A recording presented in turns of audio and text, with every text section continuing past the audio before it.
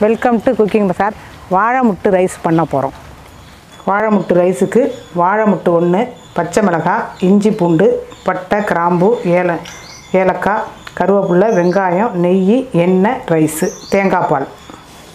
ஒரு குக்கர் வச்சாச்சு, அடுப்பு பற்ற வச்சாச்சு. 3 ஸ்பூனு எண்ணெய். வாழை முட்டை நல்லா மோரில் அரிஞ்சு போட்டுக்கணும். இல்லைன்னா எலுமிச்சம்பழம் புரிஞ்சு அரிஞ்சு போட்டு கழுவி கொண்டாந்து வச்சுக்கணும். இல்லைன்னா ரொம்ப கருத்து போயிடும். தண்ணியில் அரிஞ்சு போட்டுட்டு நான் அப்படியே கழுவி க்ளீன் பண்ணி கொண்டாந்து வச்சுருக்கேன். இப்போ எண்ணெய் சூடு வந்துட்டு பட்டை, கிராம்பு, சோம்பு, வெங்காயமும் போட்டுருவோம். இதுக்கு சின்ன வெங்காயம் போட்டால் நல்லாயிருக்கும். நான் 2 வெங்காயம் கலந்து அரிஞ்சிருக்கேன்.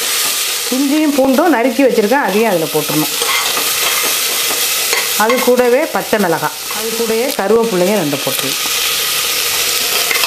இப்போ அரிஞ்சு வச்ச வாழை முட்டையும் இதில் வதக்கிடுவோம்.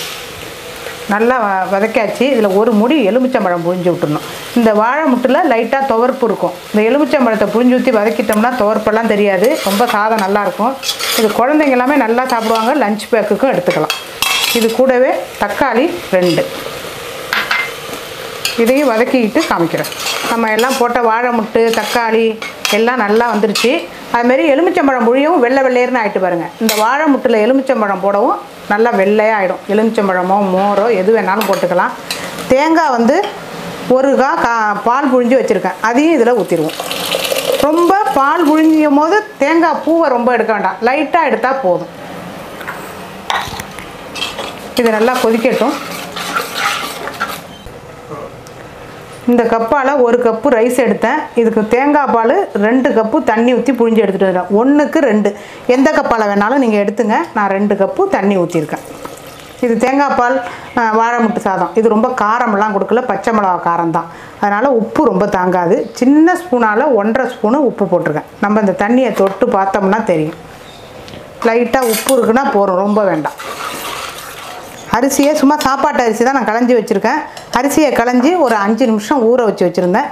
இப்போ நம்ம அரிசியை அதில் போட்டுருவோம். நான் தண்ணி வேண்டாம், 2 டம்ளர் போகிறோம். எல்லாம் ரெடி ஆகிடுச்சு. நான் மஞ்சள் பொடி போடலை, அப்படியே இந்த வாழை முட்டோட வாசனையும் அந்த வாழை முட்டோட கலரும் இருக்கட்டும்னு போட்டேன். உங்களுக்கு மஞ்சள் பொடி வேணும்னு நினச்சிங்கன்னா மஞ்சள் பொடி போட்டுக்கலாம். மிளகாத்தூள் வேணும்னு நினச்சா மிளகாத்தூள் போட்டுக்கலாம், காரம் வேணுங்கிறவங்க.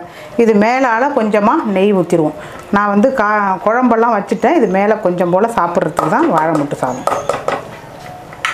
அதனால் காரம் இல்லாமல் நான் பண்ணுறேன். நல்லா கொதிக்குது. நெய் மேலால் விட்டாச்சு. அப்படியே மூடி சிம்மில் 3 விசில் விடணும், ஹையில் விட வேண்டாம். அப்படியே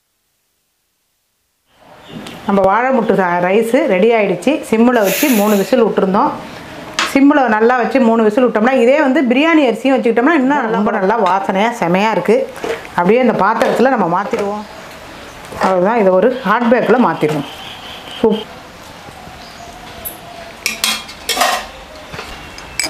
இந்த தேங்காய் பால் வாழை முட்டு ரைஸு ஹெல்த்தியாகவும் இருக்கும். குழந்தைங்கள்லாம் லஞ்ச் பேக்லேயும் போட்டு கொடுக்கலாம். ரொம்ப சூப்பராக நல்ல டேஸ்ட்டாக செமையாக இருக்குது.